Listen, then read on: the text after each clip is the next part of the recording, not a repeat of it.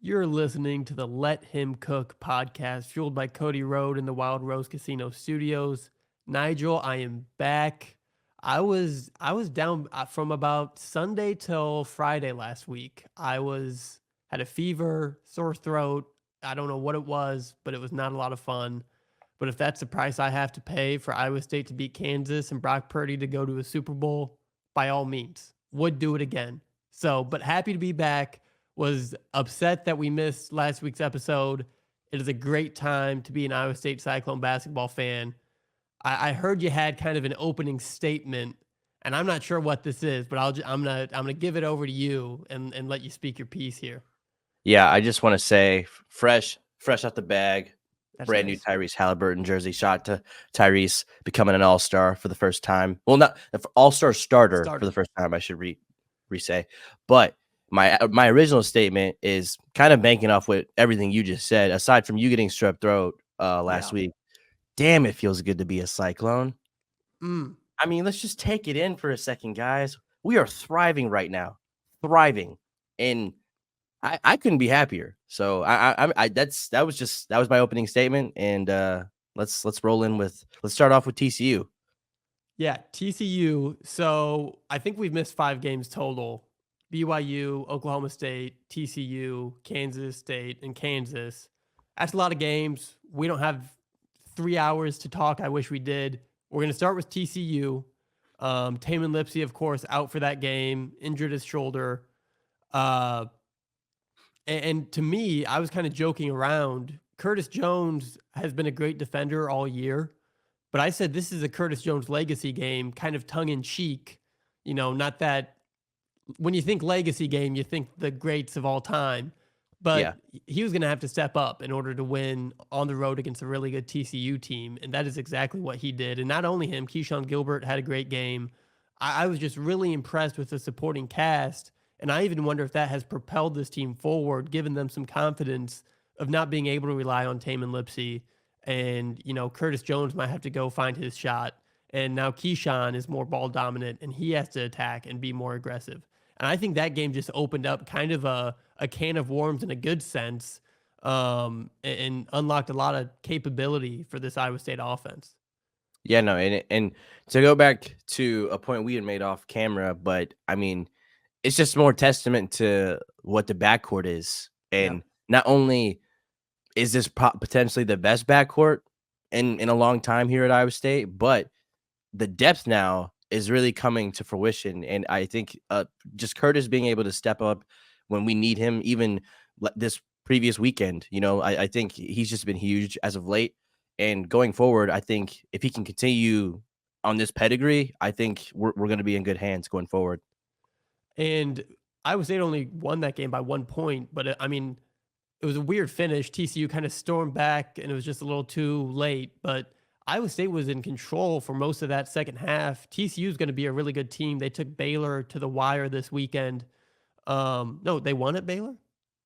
I don't know. They won in overtime. Yeah. Like it was like three overtimes, I think. Yeah. Yeah. Man. 105 to 102. So TCU's legit, and I'm still high on them, and I think that was a great road win. I think any road win you can get in this conference is gravy. I mean, you got to protect home court, and then anything you can get on top of that is what you need. And then this was, Nigel, I said this in maybe the first episode of Let Him Cook. This 4-game stretch, we're kind of at halftime, home against Kansas State, home against Kansas, at Baylor, at Texas. I thought that 4-game stretch would define the season. I still think it will. And let's start with Kansas State. And let's talk about Tang after kind of the game itself, because that is kind of what social media got from this game. But the game itself was ugly. I have it here, 47 fouls and 20 missed free throws combined between the two teams. And not a shot at Robert Jones here, but Robert Jones was 6 of those missed free throws for Iowa State. If you take his free throw percentage out, Iowa State actually shot pretty well from the line. That's an ugly game, and that was a physical game. And Hilton was, it's crazy how Hilton just can so quickly be like, that was the best game, and then 4 days later have their best game. But It was an angry crowd at Hilton. Yeah. What is that? Is that the atmosphere coming into play there? What went wrong for Kansas State, I guess is my question. I think first of all, I think Kansas State, from what we talked about them at the beginning of the year, they've been very underwhelming. Yeah. Like, I just thought they were gonna be better than they were overall. Nonetheless, I thought they still came out really flat on Wednesday. Yeah. So, like, just coming into that game, it felt like we could really pull away, like, from the jump, but I don't know. I just think that, going into a game like that, I wasn't really nervous. I felt better, especially given off that I thought last year's Kansas State team was a lot better than this year's team. And the fact that we handled them with, in my opinion, a less offensively talented roster, I liked my chances going into Wednesday's matchup. So just going forward into that, I think like we played well overall. It was just I think there was a lot more extra theatrics and theories from Kansas State's coaching staff that kind of got in the way of the just nitty gritty ball and all. So, but And nonetheless, just a hard fought win. And I think you do piss off Hilton, you're gonna pay the price. yeah. And like TJ said, this is not an environment that he's trying to create where we're ever an underdog, especially at home. And it just felt like we weren't an underdog. So it was like, just go out there, handle your business. And we did that. And I was very satisfied with being able to handle all that extra going on in the background. Like, it was just a lot of noise. Yeah. And then, you're able to have the mental toughness to come out with a Big 12 win. So I think last year, Nigel, I don't want to speak for you. I really liked watching Kansas State last year. A lot of that was Marquise Noel and we Keontae both did. Johnson. Yeah, I mean, they were just two incredible players, super dynamic. And now we might be finding out that that team might have been so good because of those two guys and maybe not so much the coaching. A little early. Tang's only in his second year, so I don't want to, tell him that he's a one-shot wonder just this early. But this year's backcourt, Cam Carter, two early fouls, bad fouls, and he's their leading scorer. And I think that kind of put K-State behind the eight ball early. And then Arthur Kaluma, who I really liked watching at Creighton last year and the year before that, I thought he was really going to come in. And I mean, he's been putting up good stats, but I thought he would be, maybe a first team All Big 12 kind of guy. Hasn't quite had that kind of season. I think he led Kansas State in scoring in that game. But the other thing I want to say, Hilton, when it's angry, that's the best version of Hilton. If you Yeah. piss off Hilton, and the thing that I saw this all over Twitter, and I'm sure you did too, Nigel, I'll call them seasoned fans that sit in the lower bowl, a little bit older than you and I. At most college games, they'll sit most of the time. They'll clap when they're supposed to. They rarely stand. They rarely yell. Not at Iowa State. You'll get a 65-year-old in your ear for 40 minutes at Hilton Coliseum. You might get a guy that looks like Jim Carrey just coming at you hard. I thought that was And Jim Carrey. it looks a lot like him. And the cutaway of like the fans just mocking Tang after that technical, gold. And Yeah. Kansas State fans saying like those people should be embarrassed. Hell no, man. You're not going to get fans like that many places across the country. That's awesome. I hope 40 years from now, that's me sitting 3 rows behind the opposing team's bench. That's awesome. I loved every bit of that. Yeah. And I think having older fans that are still that passionate about, the little things, because it's like Yeah. I feel like so many older fans care about class and like let's take the higher road. Like, we don't need to act like Martin Luther King right now. Okay. Jerome Tang is acting like a little boy. He's accusing managers of taking screenshots of the huddle, like as if that's gonna do anything in real time. Like, buddy, if you're drawing stuff up and managers are sniffing it out, you're the problem. Okay.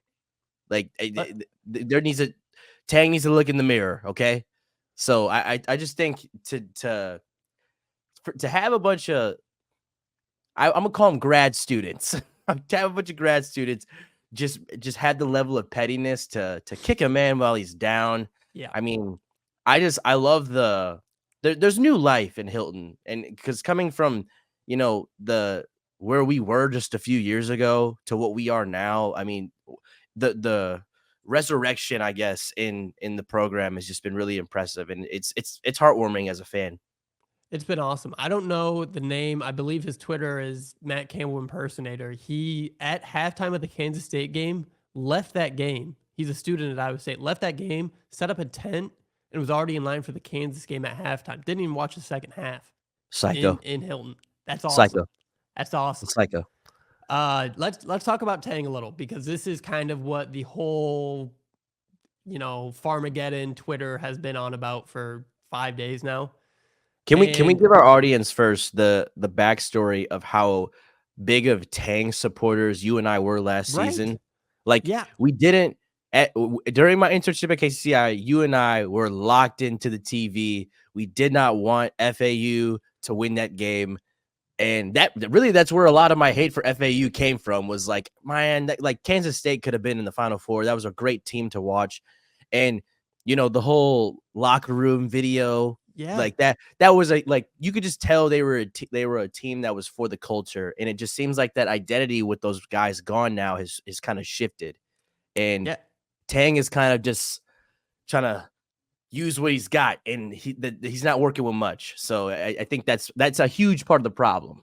right. But And what were you gonna say? the post-game presser last year in Iowa State, Kansas State was a charged atmosphere. I don't think Tang got a technical last year. There wasn't any of the kind of extra theatrics we had this year. But Tang was like, man, this is what makes me love basketball. I love places like Hilton. This was an incredible environment. And that game, I felt like could have gone either way. I feel like Kansas State played great basketball last year at Hilton. Iowa State played great basketball. Like neither team lost. Like both teams just played really good, and Iowa State came out on top. And yeah, it's been a 180 for me as to where, Tang was one of my favorite coaches in the Big 12 and all of this.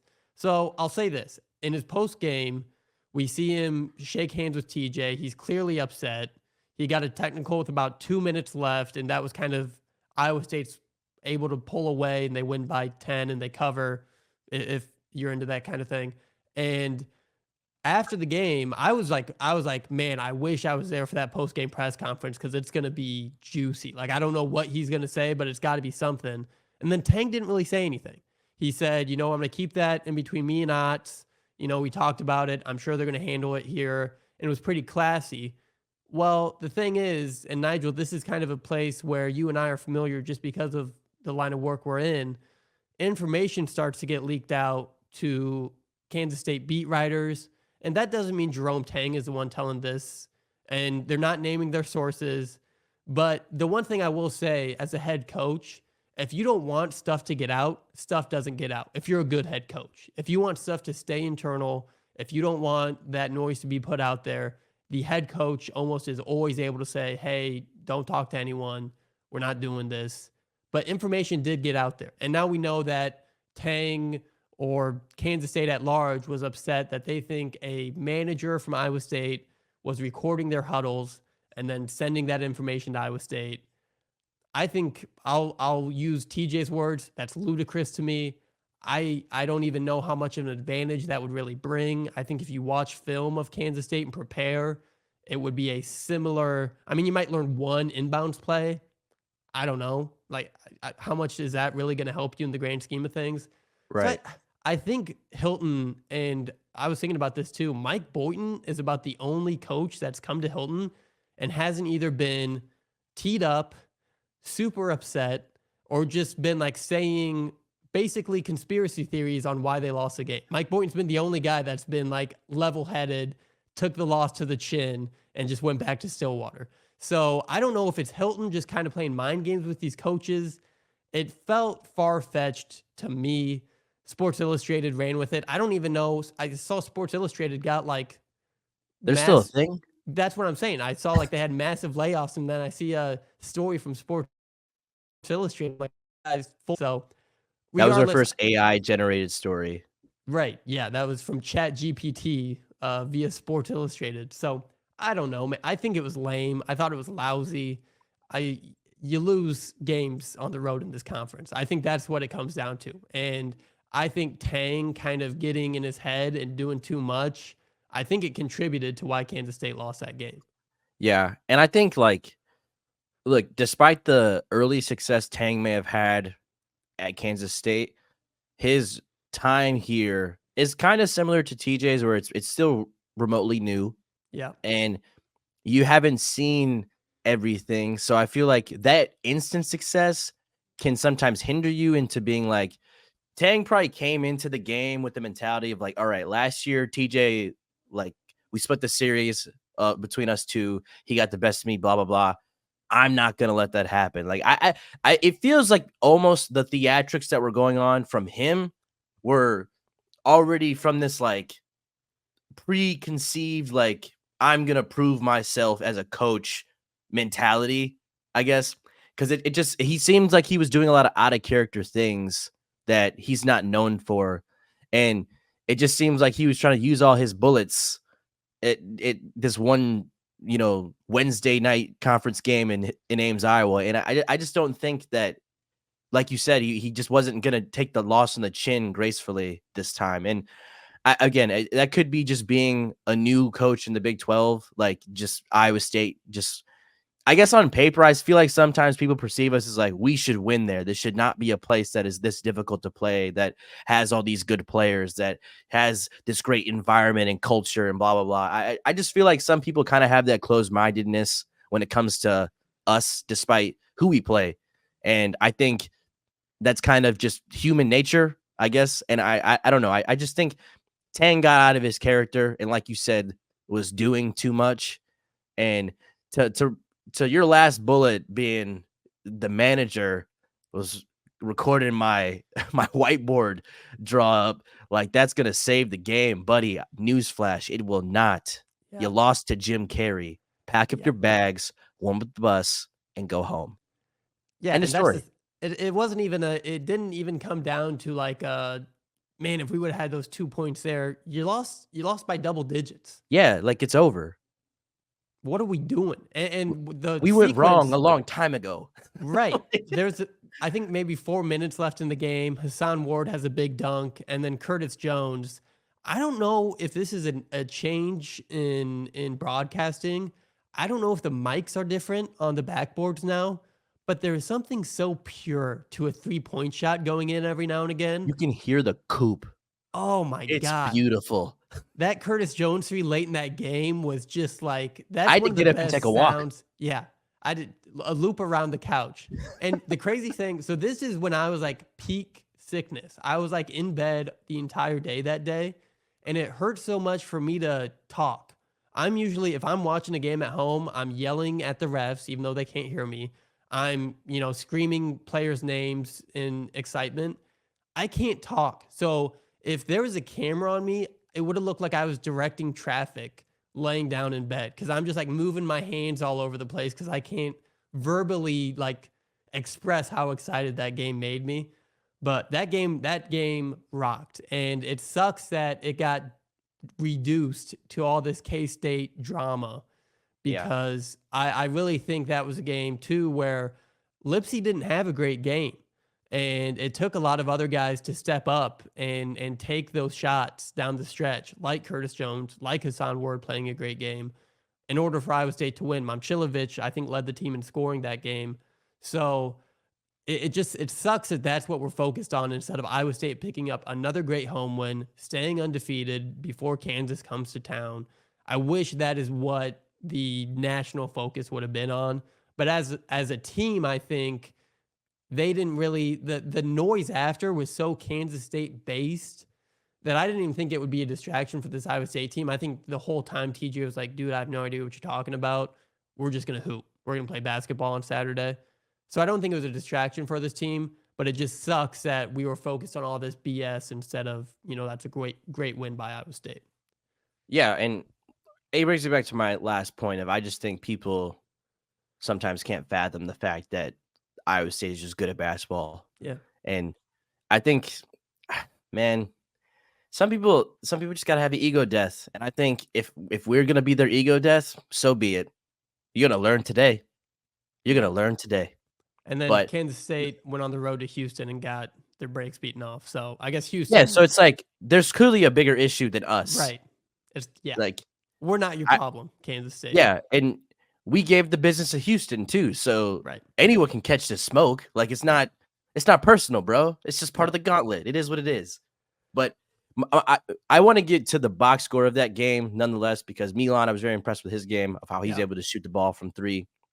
I'm we're Milan is evolving before our eyes as such a good, like, not just one-legged fader guy. Like, he's becoming like, oh, you're shooting that right now, Yep. like off the catch, bam, and I'm like, this is, you mean to tell me you have a 6'9" Matt Thomas now? Like, this is insane. And just being how coachable and how, like, he's not shot hunting at a crazy amount, but he's able to get his shots up and off, and they're able to go in. Like, still, Kansas State, he shot 50% from three. So, I mean, him, Curtis, like, they were the backbone of that win when you take away all the Tang controversy at the end of the Right. day. So, very impressed with those two.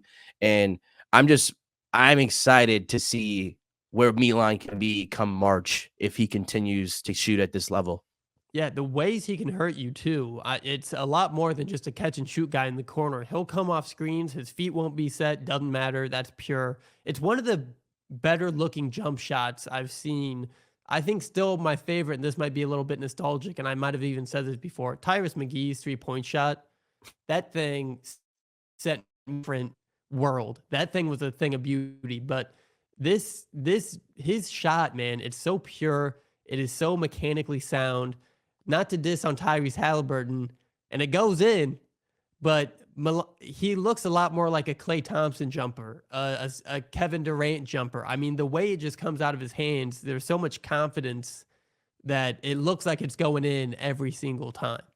I would I would I like the Klay Thompson comp, but I would also throw in, like, if you were on NBA 2K and you combined Klay Thompson's shot with, like, a little bit of Larry Bird, because it's still Yeah, cocked a little, right.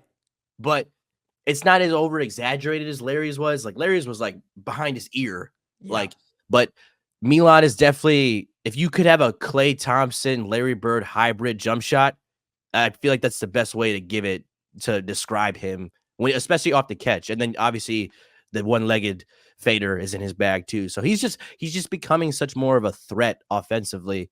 And to piggyback off that, what I am so proud of just this entire 5-game stretch is how most of these players last year were looked at as role players. Like, all the yeah, returners, even Taman was looked at as a role player.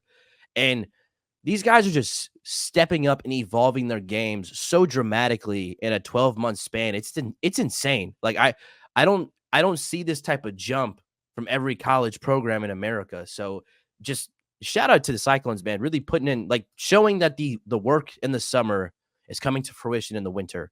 And you were seeing it in real time, and it's so exciting as a fan. I'm just thrilled to see where we can be come March, because now people are talking about Iowa State's in the title contention. Like, yeah. that's nuts. So I don't. When's the last time we've been in that conversation? I just opened ESPN's college basketball homepage today, right before this podcast, and the top article is Jeff Borzello. How about them Iowa State Cyclones? And talking about, is this a top 10 team in the country? And yeah, like, I truly believe, I looked at our roster and I was like, I think this is Otz's best team. He's a great coach. I don't think our defense is going to take a step back. I felt like we were slept on before the season. I felt like we had the potential to be here, but I don't think a lot of people did, especially not nationally. But you're exactly right. The player development has been incredible. Rob Jones, Hassan Ward, Taman Lipsey, Trey King. You can really go down the line and look at these guys from where they were. Rob Jones is the one that really blows me away. He Mine went is from, Hassan. He's doing some freaky deaky yeah, activities this year. Like, the way he's glassing people, and, oh like, my God. he's almost caught like 10 bodies already this year. Yeah. Yeah. And but go on. What were you saying about Rob? Uh, where he was 3 years ago from Denver, Yes. he struggled heavily just around the rim, the bunnies, and his footwork. I felt like he got frazzled if he held on the ball too long. He looks like a different person. Mhm. And that's a testament to him. That's a testament to the coaching around him. I think he's to the point where he's comfortable with the Big 12 game. And I'm just so happy for him because he's a guy that has embraced Iowa State since the day he walked on campus. And now we're able to embrace him as a great player. And he's a guy now where, if he has 3 fouls early in the second half, I'm like, that's a game changer. We need him on the court at times. And if you would have told me that 2 years ago, that I'm praying that Rob Jones can stay out of foul trouble down the stretch, that's crazy to me. So a testament to him because he's come such a long ways from where Yeah, he started. his bunnies, like you said, like he got some VC this offseason because they're almost like they're green every time. Yeah. And I just like you said, like his level of comfort, you can now visibly see that improvement, and it's showing up against some of the best posts in the country, like a Hunter Dickinson. And all this talk about Kansas State, buddy, can we transition to Kansas? Because after this weekend, I think we own Kansas. Like, I think Kansas has now become a part of Iowa. Like, I think it's that. I'm no geography major, but I think we own Kansas now. So if we get into that Jayhawk slander, excuse me, I would love to start as soon as possible. Let's do it. And I want to start with this. What's up? And we talked about this a little bit earlier. The kids are going to be all right, Nigel. When I was in school, I'm one hand jealous because I was in this terrible little pocket between Hoiberg, and then Prohm had a couple good years, and then he started to have some bad years, and then we hired Otts. And I was there for the bad Prohm years. And I would get to Hilton maybe 3 hours before they let students in, and I'd be in the front row.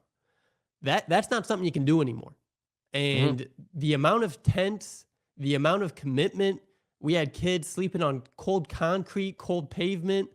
They got space heaters. They're doing the damn thing.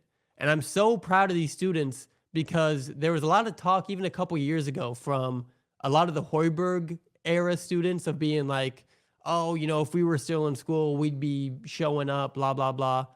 Can't do that anymore. These students are for real. They're dedicated. They're committed. They love this program. I want to shout out those college students because that's awesome. Secondly, and it's like go ahead. not easy to do that. No, it's not fun. Iowa, man, let me tell you, the transition from Illinois winter sucks. Don't get it twisted. But those buildings in Chicago, man, they block some of that cold from the lake. But Iowa, it's flat. So when I'm telling you those kids are sitting through some crusty crab pizza type, winds and just the ashy skin, it's I don't even get me started. It's not easy. So I commend the students as well because it's definitely a grind. I want to shout out KCCI. Nigel, I was supposed to be on the court for both of these games recording, and that really sucks. I really wish I was there. Nonetheless, I think KCCI. Yeah, no. KCCI did a great Hoops Hysteria show. I learned a lot about Curtis Jones. I learned a lot about Trey King. And CBS, man, those guys know how to do college basketball. The music, the commentary, the replays, top to bottom, like just the production on this game, incredible. It looked great on TV. Those guys can do it. That's what I was going to ask you. Did it not look like 10 times more crisp? Oh my God. I was like, Taman, you look like Drake right now on this screen. I knew you were light skinned, but you're light skinned on the screen right now. Like everyone's complexion was like, it was 4D. I need the audio, the technical people at CBS to go to ESPN full time because the production over there is just top notch. And if we're having the Final Four on channels like that, I think it's only telling that you should probably have more games on CBS. We don't need to see any more Law and Orders and bogus sitcoms and remakes or whatnot. Just fill it with college basketball. Do us all a favor and just fill it with college basketball. Watch the profit you make on the long term of things. And this is some sicko stuff, but that's what I pay attention to now because of being in broadcast journalism. And I was just blown away. And the color, the crispness. Yeah, it looked like it was in 5K HD. Shit was awesome. It looked bright in there. It was just really fun to watch on TV. And Um, that's the common misconception when you watch an ESPN game at Hilton, you think it's dark, and then yeah, you get to Hilton in person, and it's really bright. right. Yeah, Like, the lights are so bright, it's hot in there. Even on your coldest day, you get into Hilton, and it's hot because of the lights are bright normally. So, I don't know what CBS, I don't know if they're using Adobe over there, so I don't know, man. I don't know. they're doing it. I'm not a big tech guy, but they need to get in talks with ESPN because the product could be stellar. Yeah. And if the subscription for ESPN Plus gets jacked up, I'll pay for that because that's high quality product. Yeah. But And Bill Raftery might be, and they all did great. Jay Wright, I think, accidentally called Bob Jones Rob Johnson at one point. But besides that, that commentary team was on point. Eagle had great one-liners. You saw Jim Carrey again. He goes, "That's a technical on self. All righty then." And like just top, like it was just top notch. Raftery is just like making noises the whole time. I really wanted an Onions call. We didn't get one. yeah, I thought we could have on that last Keyshawn 3, but outside of an Onions, it was a perfect game to watch. Let's I get in a little bit to one second. yeah, yeah. Jim Carrey, you bring me back because the fact that he showed up to the next game. First of all, I Again. want to commend his dedication to just like matching the whiteout because Yeah. he went from a dripped out crew neck when he was doing the iconic wham wham wham womp womp to Jerome Tang. He then goes and pulls out, which it didn't look clean, but I No. commend you because he was matching the color. He pulls out a V-neck in Mhm. 2024. Bro, he's nuts, and I Yeah. love it. He's That crazy t-shirt for that. that t-shirt might be older than us, and that's awesome. He said, "It's a whiteout. I'm I okay got with that. one white t-shirt and I'm showing up in it." And that's You're gonna awesome. see a few chest hairs, but we're gonna live with that. Yep. Yep. Let's talk a little bit. We were saying earlier how great Milan has been in the last couple games.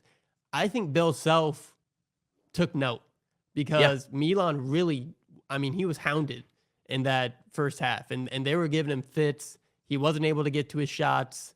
What about Kansas's defense? Do you think that is something other teams can replicate in giving Milan trouble? Um, yes and no. It depends on if you have athletes like a KJ Adams, you know, Right. and just Dickinson and like big, strong bodies that can kind of distract those quick looks and those quick catch and shoots. But matchup wise, I just think sometimes when you're able to toss Rob and Hassan, if you put too much effort on Milan, because mind you, they played a lot of hounding defense on him, but he still shot 60% from three. Right. So did it really work? Right. you know, and then but if it's not Milan, okay, Rob is he's more of a threat around the rim this year. So we got to worry about that. And then Hassan, at any given time, he could his entire upper region is on you because he just boomed one on you real quick. Right. So I mean, we just have so many weapons that I don't think it's about replicating. I think it's just about minimizing. Like I guess if you're Kansas, you can live with a 9-point game if you're trying to prevent the 19-point game that Yeah. he's also capable of. But I don't want to go out and say every team's going to be able to replicate that. I think really our only weakness is a BYU in playing at BYU where they turn into the Golden State Warriors. Yeah. Like the only weakness that I've been like, okay, this is very concerning is that just a team that can really shoot the three well. I don't think Kansas is that good of a 3-point shooting team outside of the Australian kid. What's his name? Furphy. Furphy. Yep. Yeah. I mean, he's all right. He's no Right. Grady Dick, but Right. you know, and but yeah, to go back to your question, I don't think teams can just like replicate that. I think you're going to have the well enough matchup because Milan's also not dumb. He's not just going to put up shots to put up shots. He's going to try to find the right play. And if he's not the right play, we'll go in another direction and hurt you somewhere else. Right. And I think this is the first odds team where it's kind of like a pick your poison. You know, you Mhm. can stop Milan, but then someone else is going to give you 15 points. And the one thing I want to say, someone tweeted at me, you know, we have, according to Ken Palm, the third best defense in the country. Why the hell did BYU light us up from three? Here's the thing. 3-point defense and allowing offensive rebounds if you really want to nitpick our defense, those are the two things that we are not elite at. And BYU did a really good job of 3-point shooting and getting offensive rebounds. The thing is, though, not every team is built to do that, and most teams in the Big 12 don't even want to do that. Most teams in the Right. Big 12 are full of, athletic, strong, old dudes that are going to try to get to the rim. And what you saw at Kansas, Hunter Dickinson, anytime he got a touch in the post, we're bringing backside help. We're going to double him. We're going to trap him and force him to pass out of that. And Trey King, man, played a hell of a game. That man looked like a Legacy game. grown ass man kind of game. And I brought it up here because I was like, Trey King's a big dude. I've seen Mhm. him in person. That's a man, 6'7" and 230. Hunter Dickinson, 7'2", 265. Now, that's a lot of body. Yeah. And Trey King was right there giving it to him a lot of that Pause. game. Pause. And Trey King had, it was, I think, 14-12, and Trey King had 10 of Iowa State's points, and we're down 2. Yeah. And Kansas is only outscoring Trey King by 4. Just had an incredible game. Had more 3-point shots in this game than he has had the whole season going into Kansas. Shout out Trey King. I feel like he needed a game like that. Mhm. He's been good, not great all year. He needed a game to be like, I am that dude. He Yeah. was a 20-point scorer at Eastern Kentucky. He has that capability, and it took him going against one of the best players in the country in Hunter Dickinson to be like, nah, like, you got to go through me, and we're going to make it a hell of a time. So Yeah. I want to shout out to Trey King because he played incredible for 40 minutes. Well, and the funny thing about Trey is I remember when it came to fruition that Blake Hinson was no longer going to be a part of the Iowa State basketball program. I was like, man, that sucks. Like, we're not going to find someone that big who can stretch the floor and just play at a high level from as a 3-level scorer, basically. And I'm not saying Trey King is shooting the ball like a Blake Hinson because he's also leading the ACC in 3-point percentage and had a hell of a game against Against your Duke, and then boys. did one of the most disrespectful things I've seen in my lifetime. But nonetheless, I'll give Blake his flowers because he deserves it. He's been through a lot. My point though is it's crazy how TJ managed to find someone who, from a stature point, kind of replaced him like nothing Yeah. happened. So like, and again, I don't know if say Blake Hinson's still on this team. I know you and I always entertain the thought because we see what he's doing at Pitt. Like, man, could you imagine this team if we had him still? Right. Like, but I think Trey is a bit more committed to, like you said, that defensive end Yeah. and taking pride in, despite Hunter Dickinson being 7'2", 260, like, I'm going to stop you. And I don't know if Blake has that same defensive grit. Right. And maybe that was a fall off with TJ and the staff that maybe you might want to enter the portal, might go in a different direction, yada, yada, yada. But I'm just so glad that we were able to find kind of a as similar as you're going to get to a Blake Hinson, like, but also one that's more committed to the defensive end. So I think aside from a great offensive night from Trey King, that the fact that he's able to also commit on both ends of the floor is just, it's a match made in heaven, especially for Iowa State. So like you said, shout out to Trey King, legacy game, really put on for us, us Cyclone fans. So I'm proud of him. Yeah, I think he truly is like an Otzelberger version of a Blake Hinson. And I think you're very, like, I'm not sure if Blake Hinson would have been as dedicated on the defensive end as some of these Iowa State guys are. That's a tough thing to do, to play that good a defense. The way we play defense is tiring. Your stamina has to be top notch. You're going from backside help back to the corner. There's so much movement involved in Iowa State's defense. And to be that dedicated and to use that much energy on that side of the ball and then still be able to score buckets, that's a lot. It's a tall task. It takes a special group of guys to do that. Yeah. And Trey King is one of those dudes. I think a turning point for me, at least, was the final 2 minutes of the first half. And I think we both know, I would say 4 minutes before halftime to 4 minutes after halftime might be the most important 8-minute stretch in a college basketball game, just because of the way it sets up momentum for the rest of the game. And it came down to Taman Lipsy. Here's the other thing. Of course, Christian Brown has a little brother that goes to Kansas. How He's the his older hell? brother. Shut up. Yes. How? I think he was like a 4-year player somewhere. And then basically because of the relationship he has with Christian was like, yo, my brother, like, I don't know if he told him this, but he probably like found out his Right. brother has an extra year of eligibility and then did some That's deep dive on him and was like, hey, you want to come to KU? that's hell. Because him and who the hell is Timberlake, bro? He looks like they picked him off a Greek row. Not Like, related to Justin, I'm guessing. no, it looked like Justin Timberlake out there. I was like, who is this man? He looks like he's Yeah. 5'11", getting offensive rebounds. I was like, dude, the Kansas team this year is gross. I don't care. It's a bunch of returners that didn't do a lot last year. They underperformed in the tournament. And then you got Dickinson trying to prove something at the whole, at just moving to a blue blood because he wasn't able to have any motion in Michigan. But also, he went on Jordan Bohannon's podcast earlier in the week. He was like, I got something for Iowa State Yeah. if we get the what was it? Right. What was it? You're so We'll vocal never about know. it before. What was it, Hunter? We'll never know. Come on this podcast. Tell us what it was. A ski mask? You need some help. You need some therapy. That's what you need, Hunter. Oh, I love it. Sorry. I love it. I think it's weird too. Do you think it's weird for whatever reason, it doesn't bother me as much for NBA players to have a podcast? I think just because of what you said, it's a little weird to have a active college basketball player having a podcast because now you look like an idiot saying you got something planned for Iowa State. Was it to lose? Because that's what you did. That's So, pathetic. yeah. We're setting the bar low, Hunter. Yeah.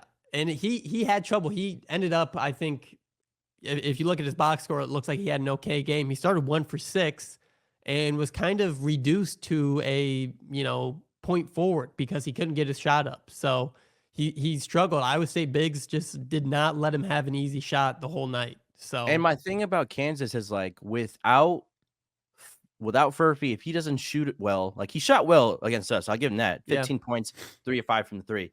Like, but at times when I've watched him, because mind you, Furphy is like a late addition to this team. Because I remember you and I were talking about Kansas earlier in the year. We were like, we don't know their 2-guard situation right now. Right. And I think at some point they were bringing off, I forgot who. I think it was Jackson. Like I think that's who was starting. Okay. Yeah. But I'm not. Don't quote me on that. I'm not entirely sure. But it seems like at times Dickinson is their best 3-point shooter, which is such a red flag for Kansas. Yeah. So I would say this in the most confident way, but like they better be glad we're not playing them again because it could be like I think if there's any team itching to play at Allen Fieldhouse that isn't going to get this opportunity this year is Iowa State. Like we've been through hell and back through the TJ era at Allen Fieldhouse, and I just think the gig is up. Third time's a charm, and I think the Big 12 knew what they were doing. We're like, all right, we're gonna make this game at Hilton. Bill Self, you'll have an excuse. Blah blah blah. Like I just think if we had to do the double header this year, I think we might have swept Kansas. I'm not even kidding you. Yeah, this odds defense. This is why we play defense the way we do. It's for teams like this Kansas team. Like you said, Dickinson might be, Furphy Dickinson. McCullough can sometimes hit a corner 3, but he's not super reliable. He's a slasher. Right. And then DeJuan Harris is a non-threat. KJ Adams can't shoot further than 15 feet. And then your spacing gets really tough, especially when you're getting doubled in the post every time. You can't kick it out to anyone because nobody can shoot. Yeah. So, and Iowa State, listen to this. If you would have told me this before the game, that Iowa State got out-rebounded, we had less points in the paint, Kansas forced more turnovers than we did, and we still found a way to win. Like that, those are the 3 things that Iowa State has done almost wire to wire in every win. And we didn't do any of those things and still found a way to win. And a lot of it was that second half 3-point shooting, man. I haven't seen us shoot that well from 3 since maybe either Steve Krome's first year or Fred Hoiberg. Yeah. And I mean, we were taking shots that normally, especially on an odds team, I'm like, what are we doing? It's early shot clock 3s by Curtis Jones and Keyshawn Gilbert. Normally I would feel like we can get a better shot than that, but they're going in. If they're going in, shoot them. And you hear shooting's contagious.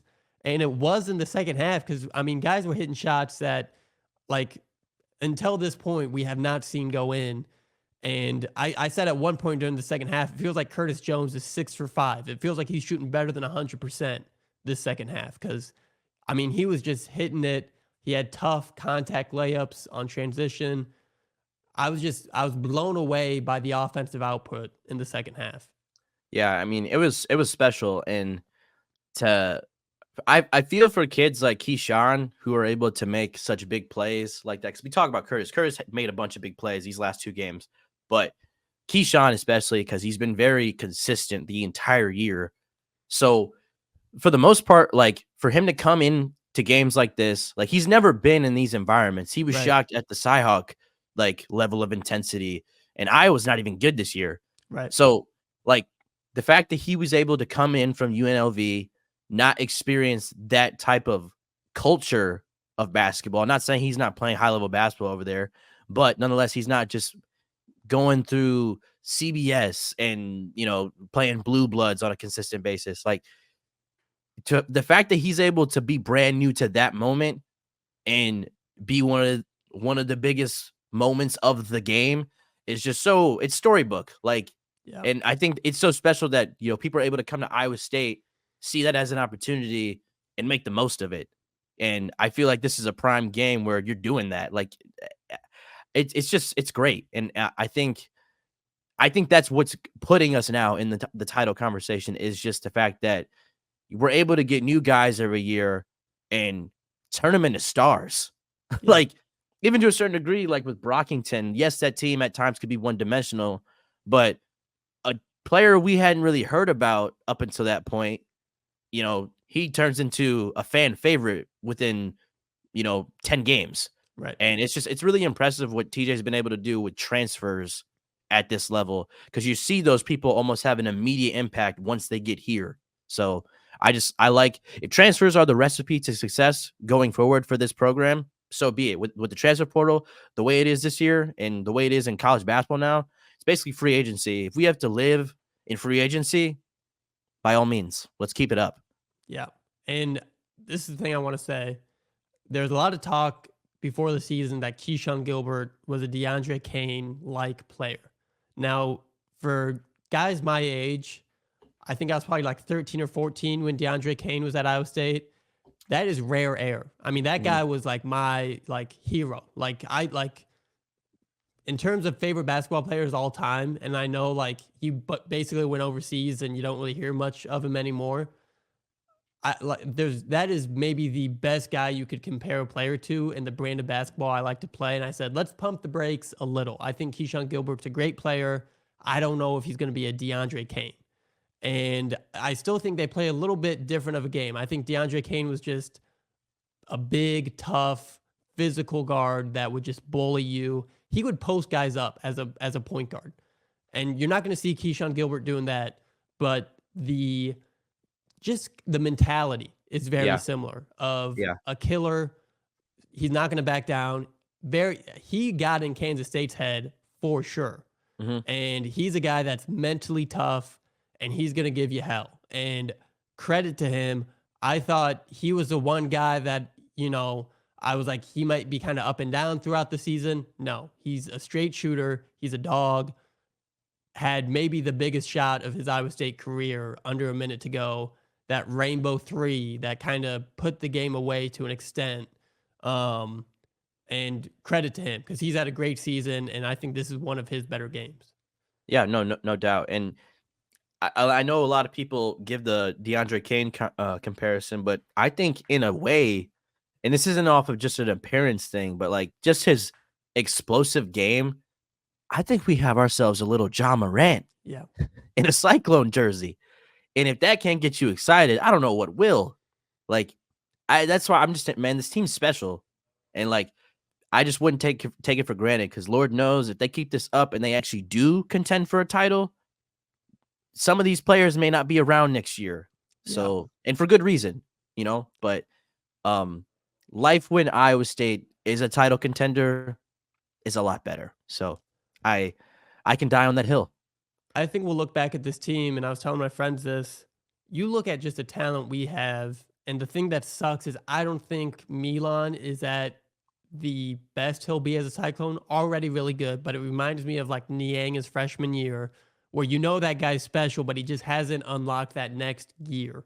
And Mhm. same with Lipsy. I think he's right there, but I think when he's a junior and senior, he'll be maybe an All-American caliber player. But you Right. have Trey King's a senior, Hassan Ward's a senior, Rob Jones is a senior, and those three guys are physical, tough, athletic dogs. And Mhm. then you have the skill of Taman, of Keyshawn, Curtis Jones playing incredible defense. You have Milan's shooting, and you just look at the talent we have top to bottom. This is a very special eclipse of just really good front court depth, really good shooting from a couple of guys, and then just skill in the backcourt. And I think we're a dangerous team. The Big 12's a grinder. I'm not saying we're going to run the game bit from here on out, but from what I've seen, this team has met expectations and maybe exceeded them in certain games. And I think it's a special group of players in Ames, Iowa right now. Oh yeah. Now, while we're on the subject of Kansas, we gave them some slander earlier. I'm going to tally it back to give some more slander because now, since we're on the topic of the Jayhawks, I think some people forget Wilt Chamberlain, Oh, NBA here we great, go. played for Here we go. Kansas. And guys, people at home, I need you to hear me out on this one because I haven't found any footage of this, but I don't think Wilt Chamberlain's 100-point game is real.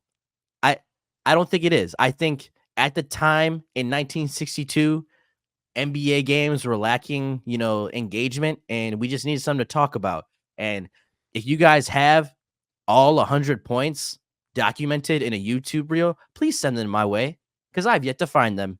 No one has that. That's weird.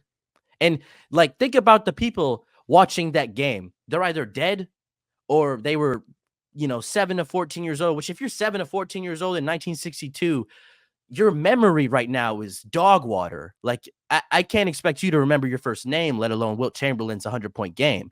So there's zero eyewitnesses, you know, and just like this current Kansas team, I think this Kansas alum NBA 100-point, I think it's fraudulent. I don't think it's real. I think the only person to score the second highest scoring game was 81 by Kobe, and that's documented. We saw every bucket of that. So where's Wilt's? Like we have all this color. Like on Twitter, I'll see videos of like Wilt Chamberlain playing in color, but we don't have the full 100-point game. That's odd. Where's that at? Nigel, I was thinking about this. Can you imagine how funny it would be if like the camera crew got like stuck in the snow that night? They're like, oh, like, Wilt's gonna have Probably a just another game. game. Right. We'll be fine. I'm sure nothing historical happened. He drops Yeah. 100. The Probably other he paid what he had 50 again. Well, big whoop. the other thing that would be the funniest thing ever is if he just went to mid-court after game before everyone left and was like, hey, if anybody asks, I scored 100 points tonight. Just go with it. Like Well, I if think he the just theory is like someone was like, we're just gonna tell everyone, we're gonna tell Wilt too. Because imagine there's that picture. Wilt in 1962. I don't know if that was a specific year, but I remember there was a prime timeline where he was just 50, 50, 50, 60, 50, 50, 50, 6. Like, if you're scoring that much, one night it may feel like you had 100. Because, like, I don't know. I'm just scoring so much. Like, this all just feels like one fever dream. I don't know. And then, so if someone goes, hey, Wilt, you had 100 points today, and he's like, oh, nice, and they give you, like, of course he's gonna smile and take the picture because, like, Right. I can tell my mom I had 100. I don't know what he's thinking about that at that time. But where's the tape? In the great words of Anthony Edwards, send a video. Yeah. I want to see the video, And until then, it didn't happen. I'm tired of taking old wives' tales and running with them. I need to see some documentation. So.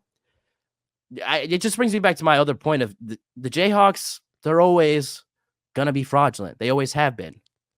Nigel, people forget Wilt Chamberlain lost to Iowa State. Jared Larson would be proud right now. I You don't. mean I to tell think me? You mean to tell me that scrub that scored guy 100 points? not a chance.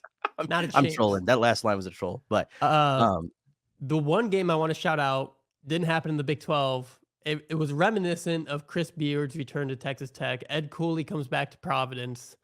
Mhm. Georgetown still they're kind of a sleeping giant. I kind of get why he took that job. To me, it was a lateral move at best. Georgetown hasn't been what it was maybe since Otto Porter. They were Yeah. a 2 seed that year, and I think they lost maybe first round, if not second round. Nonetheless, took that job, came back to Providence. They tweeted out, I don't have it in front of me, but they had a ton of security on standby for that game. And I was not familiar with Providence's game, and I apologize because those dudes, they were hyped. That student section was nuts. Yeah. And the exclamation mark was a player that Ed Cooley recruited to come to Providence, did a windmill dunk in a 6-point game, breakaway fast break, just windmill, reached down and gave it to him. Mercy. That was an awesome game. And shout out to Providence for that's one of the best stories of your coach left you and now you're going to show it to him. Yeah. That's one of my favorite all-time storylines, and I think it's best in college basketball and football, but basketball primarily. Without a doubt. But I think a storyline that tops that is after we made such an emphasis on not storming the floor, how we just I feel like everyone collectively at Hilton was just like, fuck it, let's go. Yeah. And then everyone just started dude, that was beautiful. My mouth dropped when I saw that. I was like, as if today couldn't get better. Yeah. Man, if I could go back in time when we beat Texas last year, and I asked Aiden, I was like, we gonna storm the floor? He was like, nah, we're better than that. I wish in that time my next rebuttal would have been like, just wait. In a year, you'll regret this. We'll get one. We'll get one. Here's the thing. If I waited 3 days in a tent, you better believe I'm storming that I'm court, punching Nigel. Bill Self in the face. Yeah. Sorry, bro. I'm getting on that damn court. Sorry, bro. This had to happen. Right hook. Favorite or otherwise, you stormed that court. I never got to as a student at Iowa State. I'm not going to knock on the students. Storm that court. I'm never anti-court storming. That's awesome. I'm never anti-storming the field. Maybe my favorite one of all time is Kansas storming the field against FCS opponent South Dakota because it was their first win in a year and a half. That was hilarious, awesome. Let the kids have fun. That's all I'm going to say. They're college kids. Just let them have fun. Yeah. You got to let them have fun. You got to let them cook. I think we can all walk away with two things from this episode. Storm the court, and please send the video because I need to see it. I need to see it.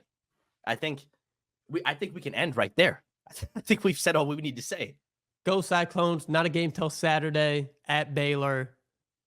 Take in some college basketball. Iowa State picks up on Saturday. I think that one's at 7 p.m. on the road in Waco with a terrible camera angle. Yeah, if you get altitude sickness, be prepared. If you have vertigo, maybe listen to that one on radio. Knowing Dylan's immune system this winter season, I wouldn't hold it past him. So yeah, I'm gonna stay safe. I'm turning the corner. We're back, baby. We need to put you in a bubble. I had a fever, and the only prescription was Hilton Magic, and I do it again. All right, that's all I got. Nigel, anything to say? Hey man, storm the court. Send a video. End of story. Let them cook.